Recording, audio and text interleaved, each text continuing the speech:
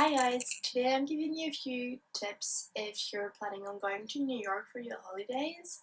Um, they're more applicable if you're international, obviously, than if you're American. I know we have a few Americans view on the website, but bear with us, it might still be important for you. If you travel the other way around, it's pretty worldwide applicable advices actually. So the first thing you need to know is if you want to enter the United States, you'll need a visa.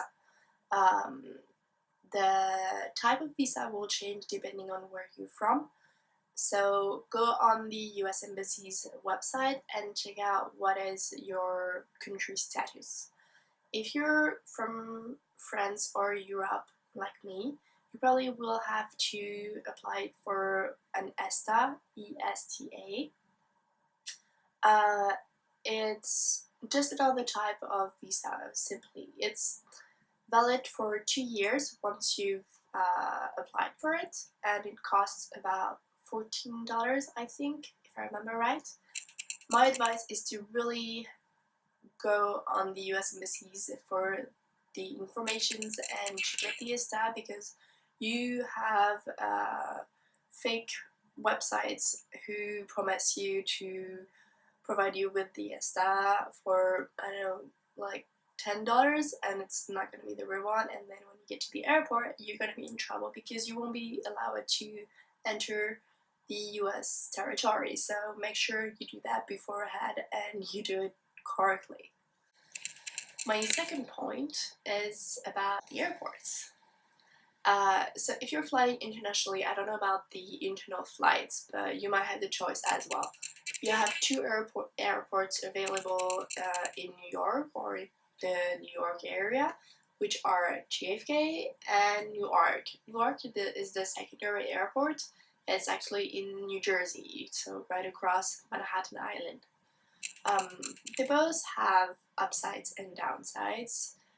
The upside of JFK is that you're gonna be closer to the city, so your cab ride is gonna be a little bit cheaper. Uh, Whereas New York, being in New Jersey, is obviously a little bit further out, so you know, it's your decision. On the plus side, New York, I feel, is a good option if you want to get out of the airport faster. Uh, I don't know if it's because of my flight hours or any other reason, but I found it way faster to go through custom and check out your luggage in Newark than it was in JFK. And personally, after at least 6 hours of flight, you don't want to spend another 3 hours waiting in line for the custom and your luggage. That's my opinion. But now you have the information and you can pick which airport suits you better. Moving on to my third point are your phones. If you want to be able to use your phone while you're in the States, I would recommend to look into prepaid plans. That's what are available in France, and I guess it's probably the same all around the world, for most of the countries at least. You can have prepaid plans which will allow you to use your phone just like you would basically in your country. And I've looked into plans which allows me more specifically to use data. Why so? Because this will allows me to use my map to upload picture on social networks or check some information on the internet, for example. So even so, you probably will have some Wi-Fi available in most places. When you're walking around the city, you're not sure to find a hotspot, so just having that plan is a good backup, and it gets to be a really useful if you're lost or whatnot. So my advice on that. The second point about your phone, and it's actually a little bit broader than that, are about the plugs. So the plugs in the States are a little bit different than those that we have in Europe. So this is how European plugs sometimes look, sometimes we have like 3 things.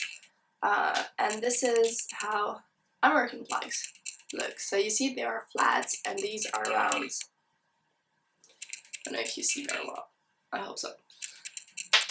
So what you need is that kind of little device, which are adapters, basically, so you can charge your stuff even if you're away. So charge or use, I don't know if you're using a electric toothbrush or whatnot, you need that. It's usually available in the airport shops and it's probably about 10 euros, something like that. So yeah, really good investment. You'll use it and you'll keep it for all of your travels. If you read the article, I know it's a little bit long, but I couldn't really shorten it out since it's the schedule we followed with 3 friends of mine this summer when we were in New York. You'll see that if you want to go out, I recommend you going through what's called a promoter. So if you're not familiar with what a promoter is, I personally discovered it when I was in New York. It's someone who's paid to bring some people in a club. He's gonna look for people who look pretty good, so don't be surprised if he or she asks actually for a picture of you. And also know that if you're a big group of guys, it might get a little bit tough, so I'm not sure it's gonna work. Girls are very lucky on that side, I guess. If you are on a promoter's list, you will be having a free entry and your drinks might be free as well. That's if you're a girl. Guys usually pays about $10, I think, to get in, and drinks might be free as well, or they might have to pay the tip. So again, it depends on the arrangement that the promoter has with the nightclub. So definitely a good way to save some money. I usually find my promoters through Facebook. Go check it out. And if you browse a little bit the internet, I'm sure you'll find someone who will be able to help you out. What else? Oh yeah, last point, I wanted to tell you about the tip policy. In France, it's not something that we do often because the service is usually included in the prices that you'll see on the menus if you go to the restaurant, let's say.